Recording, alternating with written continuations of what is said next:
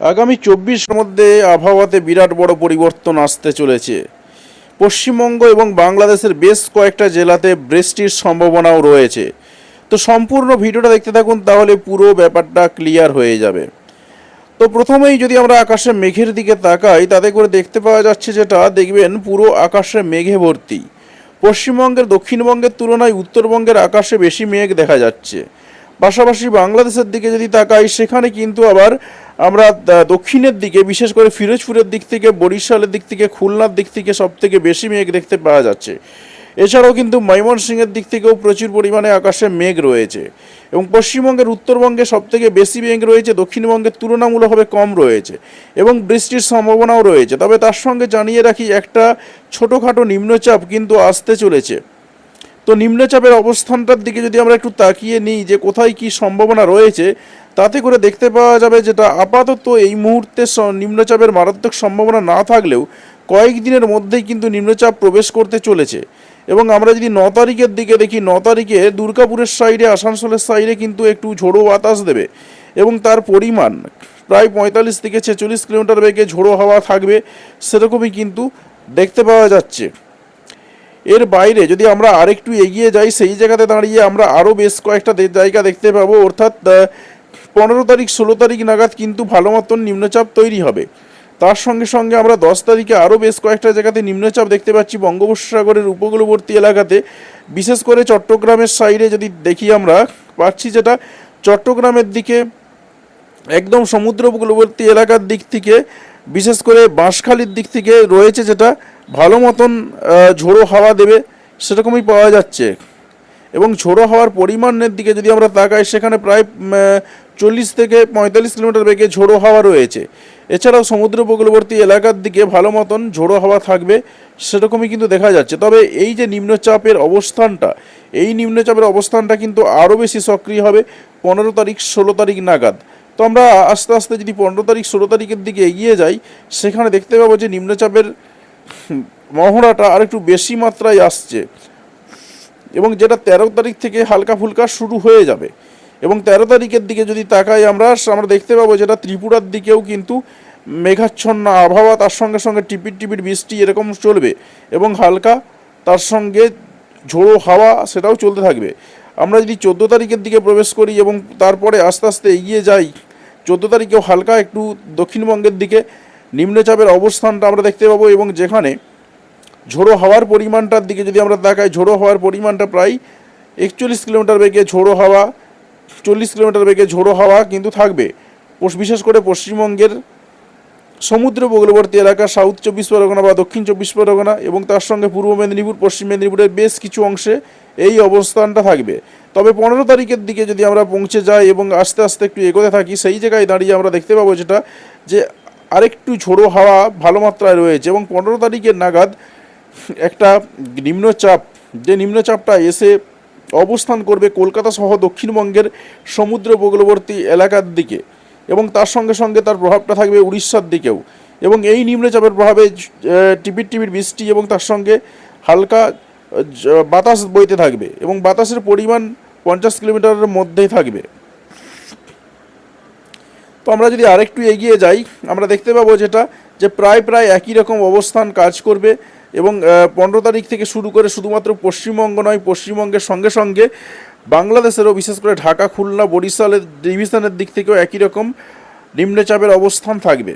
এছাড়াও গোটা ত্রিপুরা জুড়েও কিন্তু নিম্নচাপের অবস্থান থাকবে এবং 15 তারিখের পাশাপাশি 16 তারিখে এই নিম্নচাপের প্রভাবটা আরেকটু বাড়বে। এবং 16 তারিখে আমরা যেটা দেখতে পাচ্ছি, সেই নিম্নচাপের পরিমাণটা প্রায় 50 থেকে 55 কিলোমিটার বেগে ঝোড়ো হাওয়া দেবে এবং সেই ঝোড়ো হাওয়াটা থাকবে পূর্ব মেদিনীপুর, পশ্চিম মেদিনীপুর, কলকাতা, হাওড়া, হুগলির বেশ কিছু অংশে এবং তার সঙ্গে 2 24 পরগনা। এছাড়াও খুলনা, পুরো Khulna division, Barishal division, Dhaka division, এছাড়াও কিন্তু এদিকে ফেনীর দিকে, কুমিল্লার দিকে পুরো এলাকা জুড়েই কিন্তু তার নিম্নচাপের প্রভাবটা থাকবে। এছাড়াও গোটা ত্রিপুরা জুড়ে নিম্নচাপের প্রভাবটা দেখতে পাওয়া যাবে। এবং 16 তারিখের দিকে নিম্নচাপের আরও মাত্রাটা বাড়বে। বিশেষ করে যদি আমরা 16 তারিখের দুপুর 2টোর দিক করে দেখাই, তখন আমরা দেখতে পাবো যে পশ্চিমবঙ্গের বেশ কিছু এলাকায়, বাংলাদেশের বেশ কিছু এলাকায় তীব্র বেগে ঝোড়ো হাওয়া দেবে এবং ঝোড়ো হওয়ার পরিমাণটার দিকে যদি আমরা দেখাই, সেখানে দেখতে পাবো প্রায় 65 থেকে 70 কিলোমিটার পর্যন্ত বেগে ঝোড়ো হাওয়া দেখা দেবে। হ্যাঁ, আপনি ঠিকই শুনছেন এবং আমি ঠিকঠাকই বলছি। দেখুন, দেখতেই পাচ্ছেন উপরের ডিজিটটা 64-65 কিলোমিটার বেগে ঝোড়ো হাওয়া রয়েছে। এটাই কোথাও কোথাও আবার 70 কিলোমিটার পর্যন্ত বেগে ঝোড়ো হাওয়া রয়েছে। এবং পশ্চিমবঙ্গের দক্ষিণবঙ্গের প্রায় পুরোটাই এবং উত্তরবঙ্গেরও বেশ কিছু জায়গাতে, বিশেষ করে মালদা এবং দক্ষিণ দিনাজপুরের দিক থেকে কিন্তু এই প্রভাবটা ভালো মাত্রায় থাকবে। এবং ঝোড়ো হাওয়ার পরিমাণটা যেটা বললাম, পশ্চিমবঙ্গের দিকে 40 থেকে শুরু করে একেবারে 60 কিলোমিটার পর্যন্ত বেগে ঝোড়ো হাওয়া রয়েছে, যেটা বাংলাদেশে 65 কিলোমিটার পর্যন্ত ঝোড়ো হাওয়া থাকবে। এবং এটা 16 তারিখের দিকে কিন্তু একটা বড়সড় নিম্নচাপ আসছে। এবং বাংলাদেশের দিকে যদি আমরা দেখাই, গোটা রাজশাহী ডিভিশন জুড়ে, এদিকে সিলেটের দিকে, তার সঙ্গে ঢাকা ডিভিশন, ফিরোজপুরের দিক থেকে অর্থাৎ খুলনা বরিশালের সাইডে পুরো এলাকা জুড়েই কিন্তু নিম্নচাপের প্রভাব কাজ করবে। এবং 16 তারিখে সারাটা দিন কিন্তু উৎপাত চালাবে। এবং 16 তারিখে আমরা যেটা দেখছিলাম, দেখুন একদম 65 কিলোমিটার বেগে ঝোড়ো হাওয়া দেখা দিচ্ছে গোটা একদম ঢাকার মধ্যবর্তী এলাকায়, বিশেষ করে গাজীপুরের দিক থেকে যদি আমরা তাকাই, সেখানে দেখতেই পাচ্ছেন একদম 65 থেকে 67 কিলোমিটার বেগে ঝোড়ো হাওয়া। এবং এটাই কোথাও কোথাও 70 কিলোমিটার পর্যন্ত দেখা যাবে। 70 কিলোমিটার পর্যন্ত বেগে ঝোড়ো হাওয়া আসছে। এবং এটা 17 তারিখের দিকে যদি আমরা তাকাই, 17 তারিখে তুলনামূলকভাবে একটু কমে যাবে, কিন্তু একেবারে পুরোপুরি যাবে না। 17 তারিখেও কিন্তু হালকা ছোঁয়া থাকবে পশ্চিমবঙ্গে এবং বাংলাদেশের বেশ কিছু সমুদ্রবর্তী এলাকার দিক দিয়ে। তো আপাতত এটাই রয়েছে কি, অন্যরকম ঝোড়ো হাওয়ার দিয়ে যদি আমরা ঘূর্ণিঝড়ের দিকে তাকাই, ঘূর্ণিঝড় কিন্তু এখন কিচ্ছু নেই।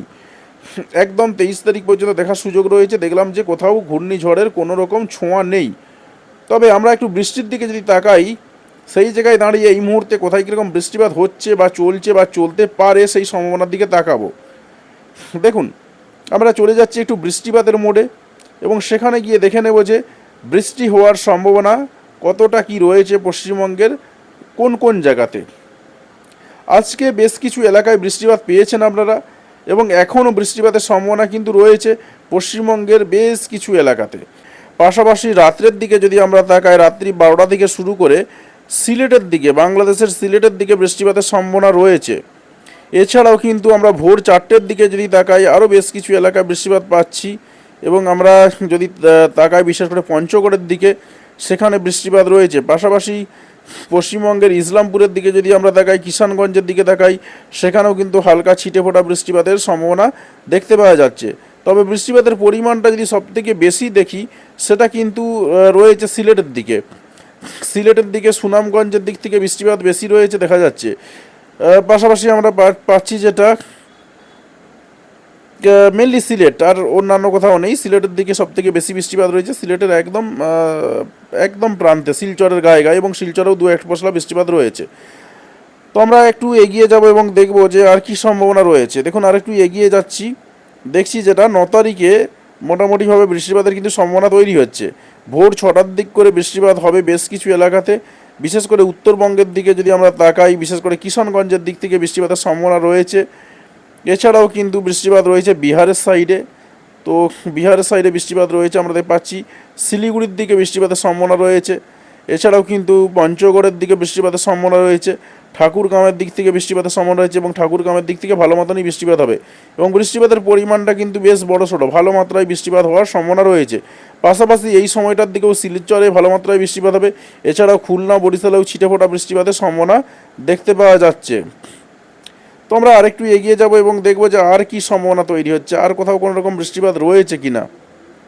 তো দেখুন, আমরা এগিয়ে যাচ্ছি, এগিয়ে যেতে যেতে দেখতে পাচ্ছি যেটা যে উত্তরবঙ্গে বৃষ্টিপাত কিন্তু টুকটাক চলবে কালকে, অর্থাৎ সোমবার মোটামুটিভাবে বৃষ্টিপাত চলবে। তার সঙ্গে সঙ্গে আমরা যখন 12টার দিকে প্রবেশ করলাম, আমরা দেখলাম যেটা মালদার দিকে, দক্ষিণ 24 পরগনা, দক্ষিণ দিনাজপুরের দিক থেকে বৃষ্টিপাতের সম্ভাবনা কিন্তু রয়েছে। এবং বৃষ্টিপাতের পরিমাণগুলো যদি আমরা তাকাই, বৃষ্টিপাতের পরিমাণটাও কিন্তু ভালো মতন রয়েছে। প্রায় ধরে চলতে পারেন 12 মিলিমিটার মতন বৃষ্টিপাত কিন্তু রয়েছে এই সময়টার দিকে। তো আমরা আরেকটু এগিয়ে যাব এবং দেখব যে আর কি সম্ভাবনা রয়েছে, আর কোথাও কোনো রকম বৃষ্টিপাত রয়েছে কি না। আর দক্ষিণবঙ্গের দিকে যদি তাকায়, দক্ষিণবঙ্গে কিন্তু ছিটেফোঁটা 2-1 পশলা বৃষ্টিপাতই চলবে, মারাত্মক বৃষ্টিপাত সেভাবে কিন্তু নেই। তো আমরা আরেকটু এগিয়ে যাচ্ছি, আর একটু এগিয়ে যেতে দেখলাম যেটা দক্ষিণবঙ্গের দিকে আস্তে আস্তে বৃষ্টিপাতটা নামছে এবং বেলা 4টের দিক করে কিন্তু পশ্চিমবঙ্গের বেশ কিছু এলাকাতে বৃষ্টিপাত রয়েছে। বিশেষ করে বৃষ্টিপাত যেটা পাচ্ছি আমরা দুর্গাপুরের দিক থেকে, বোলপুরের দিক থেকে বৃষ্টিপাত পাচ্ছি, পাশাপাশি বহরমপুরের সাইডেও বৃষ্টিপাত রয়েছে। মেনলি বৃষ্টিপাত রয়েছে বীরভূমের সাইডে, বীরভূমের দিকে এবং পশ্চিম বর্ধমানের সাইডে কিন্তু বৃষ্টিপাত দেখতে পাওয়া যাচ্ছে। আর মুর্শিদাবাদের দিকে হালকা 2-1 পশলা বৃষ্টি হবে, খুব একটা বৃষ্টিপাতের কিন্তু সেইভাবে সম্ভাবনা দেখতে পাওয়া যাচ্ছে না। তো আমরা আরেকটু এগিয়ে যাব এবং দেখব যে আর কি সম্ভাবনা রয়েছে। তো দেখুন আমরা দেখলাম যেটা যে ঠিক সন্ধ্যে 6টার দিক করে পশ্চিম বর্ধমানের পাশাপাশি পূর্ব বর্ধমানেরও বেশ কিছু এলাকায় বৃষ্টিপাত হবে। বাঁকুড়ার দিক থেকে বৃষ্টিপাতের সম্ভাবনা রয়েছে। আর মুর্শিদাবাদ তার সঙ্গে বীরভূম এই দুটো এলাকা তো বলেই গেছি। এছাড়াও কিন্তু পশ্চিম মেদিনীপুরের 2-1টা জায়গাতে, পূর্ব মেদিনীপুরের 2-1টা জায়গাতে, কলকাতার 2-1টা জায়গাতে, সাউথ 24 পরগনা এবং নর্থ 24 পরগনার বেশ কিছু এলাকাতে হালকা বৃষ্টির সম্ভাবনা কিন্তু দেখতে পাওয়া যাচ্ছে। আমরা একটু এগিয়ে যাব এবং দেখব যে আর কি সম্ভাবনা তৈরি হচ্ছে। তো আর একটু এগিয়ে গেলাম এবং দেখলাম যেটা যে পশ্চিমবঙ্গে, দক্ষিণবঙ্গে কিন্তু কালকে বেশ কিছু এলাকাতে ভালো মতন বৃষ্টিপাত রয়েছে। তো যাই হোক, আপাতত সোমবার দিনটা পুরোটাই দেখলাম, বাকি যে জায়গাটা রয়েছে সেটা পরবর্তী সময়ে দেখতে পাবো।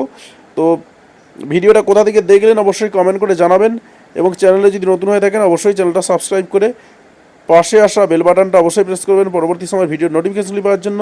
আর আপনি যদি ইতিমধ্যে সাবস্ক্রাইব করে থাকেন তাহলে আপনাকে অসংখ্য ধন্যবাদ। ভিডিওতে লাইক দিয়ে আমাদের উৎসাহ বাড়াবেন এবং বন্ধুদের সঙ্গে ভিডিওগুলি শেয়ার করতে কোনোভাবেই ভুলবেন না।